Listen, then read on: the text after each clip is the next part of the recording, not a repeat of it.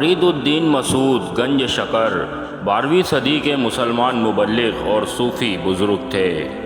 ان کو قرون وسطی کی سب سے ممتاز اور قابل احترام صوفیاء میں سے ایک کہا گیا ہے۔ ان کا مزار پاک پتن پاکستان میں واقع ہے۔ آپ کا تعلق سلسلہ چشتیہ سے ہے اور آپ اہل سنت حنفی بزرگ گزرے ہیں۔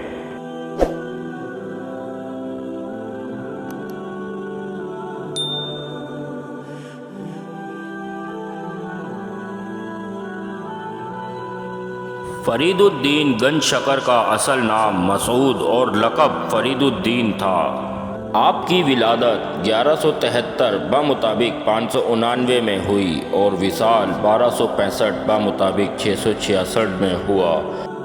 آپ کا خاندانی نام فرید الدین مسعود ہے اور آپ کی والدہ کا نام کرسم خاتون اور والد محترم قاضی جلال الدین ہے۔ بابا فرید 5 سال کی عمر میں یتیم ہو گئے تھے۔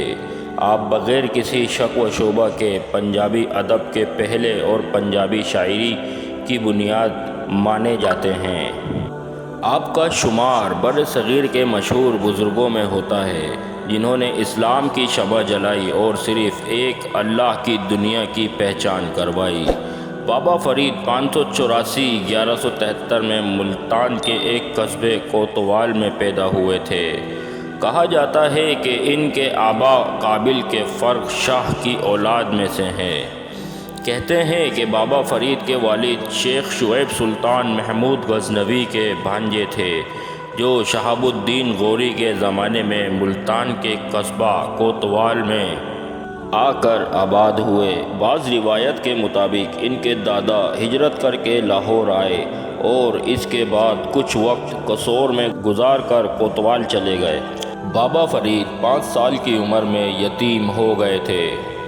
آپ کی والدہ ماجدہ کرسم خاتون نے پہلی بار بابا فرید کو نماز پڑھنے کی تلقین کی تو کچھ اس طرح سے سمجھایا کہ جب چھوٹے بچے اللہ تعالیٰ کی نماز ادا کرتے ہیں تو اللہ تعالیٰ انہیں شکر کا انعام دیتا ہے، اور جب بڑے ہو جاتے ہیں تو دوسرے بڑے اور مزید انعامات دیے جاتے ہیں۔ بابا فرید الدین جب نماز پڑھتے تو کرسم خاتون چپکے سے ان کے مصلے کے نیچے شکر کی پڑیاں رکھ دیتی اور بابا فرید وہ شکر کی پڑیاں انعام میں پا کر بہت خوش ہوتے۔ یہ سلسلہ کافی عرصے تک چلتا رہا، یہاں تک کہ ایک مرتبہ ایسا ہوا کہ کرسم خاتون شکر کی پڑیال رکھنا بھول گئی تو اگلے دن اضطراب سے پوچھا کہ اے فرید الدین مسعود، کیا آپ کو کل شکر کی پڑیاں مل گئی تھیں؟ تو بابا فرید نے ہاں میں جواب دیا۔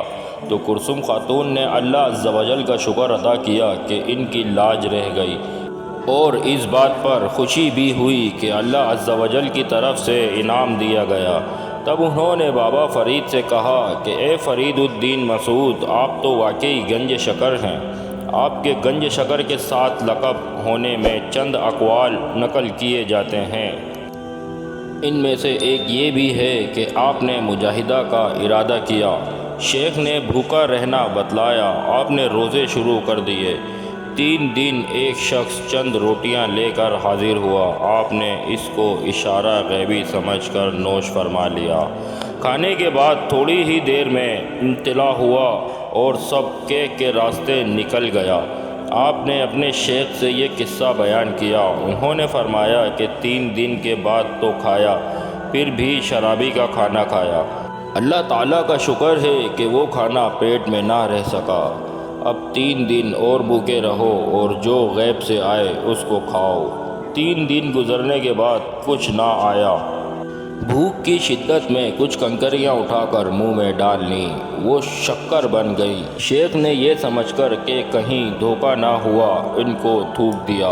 تھوڑی دیر بعد پھر شدت بھوک سے مجبور ہو کر کنکریاں اٹھا کر منہ میں ڈالی، وہ بھی شکر بن گئی۔ ایسے ہی 3 مرتبہ ہوا۔ صبح کو حضرت شیخ سے عرض کیا، حضرت نے فرمایا کہ بہتر کیا، کیا وہ کھا لیا؟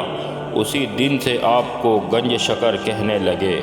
مرشد کی وفات پر ان کو چشتیہ سنگت کا سربراہ بنایا گیا۔ وہ معین الدین چشتی اور قطب الدین بختیار کاکی کے بعد اس کے تیسرے سربراہ تھے اور حضرت محبوب الہی خواجہ نظام الدین اولیاء کے مرشد تھے۔ عظیم صوفی بزرگ تھے جنہوں نے جاگیر ہونے کے باوجود اجودھن پاکپتن جو اس وقت قبرستان تھا، قبرستان میں اگنے والی جھاڑی کری سے ڈیلے حاصل کر کے پانی میں ابال کر کھاتے، لیکن کبھی کسی سے مشتعار شے لے کر نہ کھائی۔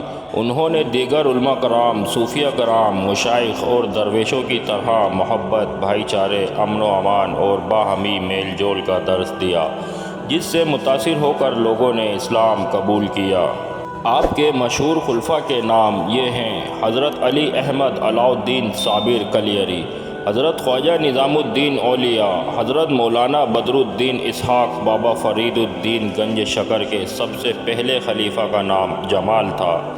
بابا جی نے الجمال کے نام سے مشہور کر دیا۔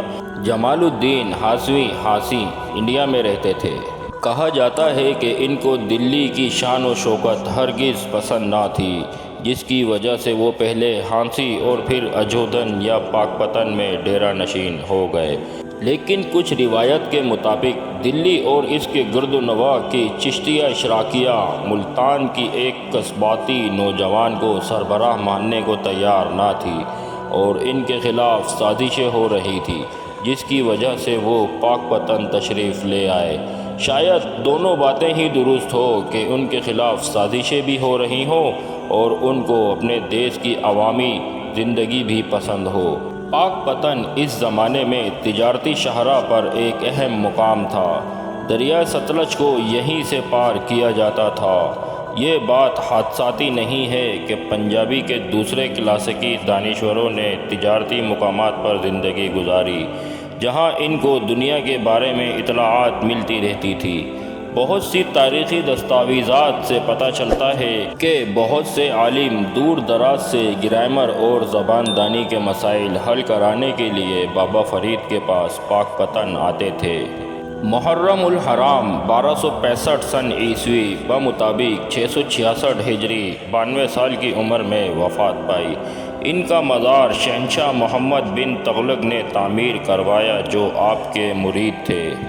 حامد میر فضل جمالی کا کہنا ہے کہ بابا فرید نے پاکپتن میں ہی شادی کی، حالانکہ بعض تاریخی حوالوں کے مطابق وہ دلی میں بادشاہ ناصر الدین محمود کے دربار میں گئے، جہاں بادشاہ نے اپنی بیٹی حیضہ بارہ کی شادی ان سے کر دی، لیکن بعد میں ہونے والے واقعات سے پتہ چلتا ہے کہ انہوں نے عوامی رنگ میں رہتے ہوئے اپنے طبقے میں ہی شادی کی۔